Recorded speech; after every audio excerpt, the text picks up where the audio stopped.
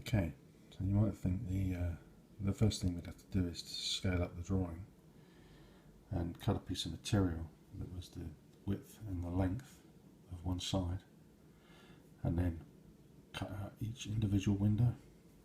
Right, that's not the way I was trained. The way I was trained was to do it in a modular sense, like the real building was built. Is to cut strips of material, a strip for the width below the windows, a strip for the width including the window, and a strip above the window. And each strip then is cut into lengths that match the building.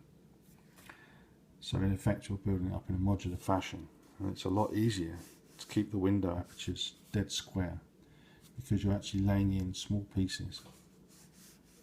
Then you'll cut a piece of material the size of the window but slightly smaller, so that when you join the sides and above and below the windows, you end up with a dead square piece that keeps the window aperture dead square.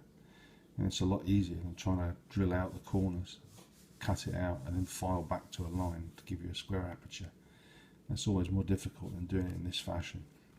Now you can make any building in this fashion, and so long as your piece that fits in the window aperture is dead square, you shouldn't have any problems with misaligned windows. Then all you have to do is take the measurements of each individual panel and add the pieces in using your little jig to make sure everything stays square.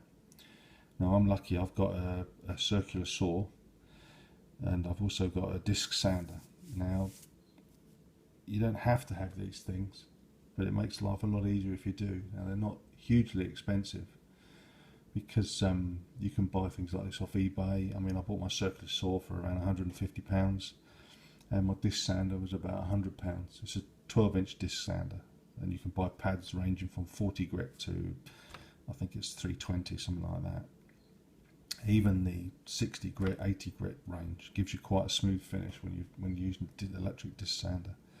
So I'd recommend that, you know, that as an investment, they're pretty good. I mean, they come up time and time again for a myriad of uses, even for stuff like DIY around a house.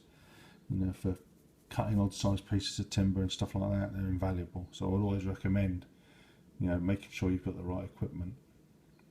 Okay, so the next video will be of us actually cutting some of the 6mm MDF strips and then showing you how we would start assembling probably the rear face of the building.